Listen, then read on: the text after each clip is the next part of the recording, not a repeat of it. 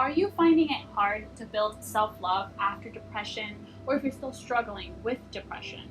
Well, in this video, I will give you tips and tools to go over that will help you embark on your journey to building that self-love that you want, and also embark on that journey of life that you've always ever wished for. For the best life and self-help advice, go ahead and subscribe to my channel and click on the bell to get notified every time I release a new episode on Tuesdays and Thursdays. Okay, so let's go ahead and dive right in. So, building self-love after depression. It's a little hard for people to understand how to do that. It's not that easy for those who are coming out of depression, or for those who are watching and are still struggling with depression.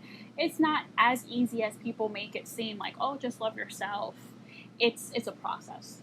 So these are tips and tools to help you build that self-love.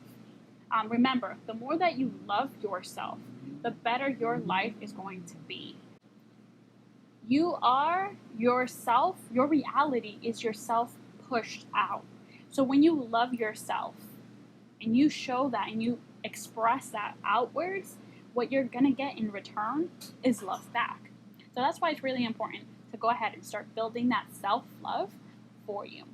Now, the first thing, especially, I know it sounds a little silly and simple, but when you are getting out of depression, or if you're still struggling with depression, it is actually something that we struggle with. But the very first step to building self-love is taking care of yourself. Taking care of yourself implies, it could be something as simple as taking a shower. For some of us, it's really hard to get up from our beds, to go out, to get some fresh air. But that is a must, and that's the first step to building self-love, taking care of yourself. When you think of a mother taking care of her children, and the first thing that comes to mind is that a mom makes sure that their children are well groomed, that they smell nice, that they're eating healthy, that they're getting their necessities. Sometimes we are reluctant, and we forget to do that for ourselves. So that is creating self-love. Go ahead, take yourself out, get a haircut, start grooming yourself again, taking a shower, eating healthy food, go to the supermarket and invest in your health, in your well-being. That's the very first step. That's the very first step in self-love, taking care of oneself. The second step would be believing in yourself. You have to believe in yourself. If you don't believe in yourself, no one will believe in you as well. So that is also step number 2. Your surroundings and what's happening around you has a lot to do with how you picture yourself in your life. So if you are picturing yourself as someone who is not worthy, or you can't do this, or you'll never amount to that, your reality is going to reflect what you believe. If you start believing that you are lovable, that you are an amazing person, that you are doing great in your career, that is what you're going to work towards, and that's what you are going to accomplish. So you have to start believing in yourself. It's just absolutely necessary to start creating and building that self-love. When you believe in yourself, and even if other people don't believe in you, you'll realize that their opinion doesn't matter, and it won't stop you or hindering you from accomplishing what you're meant to accomplish, your dreams and your goals. So guys, there's an ice cream man here who has passed by, and apparently he doesn't want to leave. He's been here for a while, so we're just going to go ahead and continue with the video. So back to believing in yourself. Believing in yourself sometimes can be hard, especially if you have limiting beliefs about yourself. As a child, maybe we adapted the idea that we're not worth it, that we're not smart enough, we're not good enough, we're not lovable. And these limited beliefs, these false beliefs, they really control us. And it is a journey to overcome these limiting beliefs and realizing that they don't have to govern us. Now, once you are able to overcome these limiting beliefs and you're able to believe in yourself more,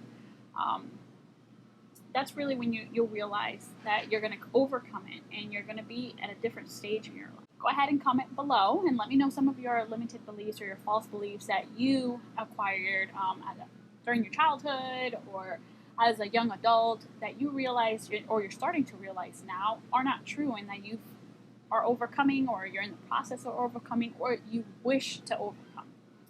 Just so let me know. Now, the next tip is understanding and controlling your ego. Our ego is kind of like our defense mechanism.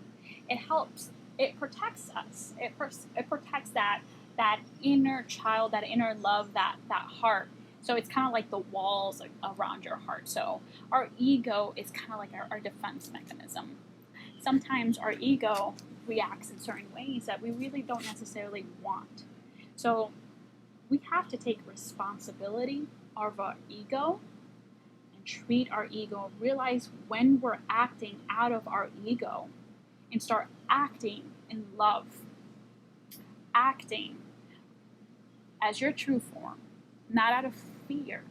You can't let fear continue to control your life, because then you won't be living your true self. So controlling your ego, understanding your ego is part of building that self-love, so that you can admit that love and also receive it back. Another thing is forgiveness.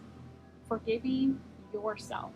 Remember, guys, our past is our past. We've all made mistakes. We've all done things that we might not want to think about, that we might be ashamed of, and it's okay. It is okay. As every day that you have is a gift. So, the ice cream man's back. Every day that we have is a gift. So what happened, or who we were, or if we acted in immaturity out of our ego, or in whichever way in the past, forgive yourself. That is a way to move forward and start loving yourself. Just like you would forgive your sibling, how you would forgive your children, how you would forgive a family member, a friend, a loved one, because you sympathize with them, you realize that we're not perfect. You need to do that also for yourself. I know it's something that sounds simple enough. You know, we live with ourselves. We have to live with ourselves. We don't have another option. But we hold that pain inside. Release it and truly forgive yourself, so that you're able to move on and create a better future for yourself. And the last tip is gratitude. Gratitude is so important, guys. Realizing, waking up, and being grateful for everything that we have. What I like to do in the mornings is I like to take 5 minutes. It doesn't have to be that long, and just meditate and be thankful. Some people do it in prayer. Some people write it out in a journal. But realizing what you have and being grateful for the things that you have gives you another perspective of life. And that will help you love more, give out more, vibrate, and receive that back. It's a way to build love for yourself and thus for others. And that's all that I have here for today. Those are some tips and tools so you can start creating self-love for yourself. And remember, guys, self-love is a journey. It's not something that's so easy. It's not something I can wrap up in just one video. It's a complicated thing, and this is just to start your journey. There's so many different aspects to creating love and becoming that person that you want to be.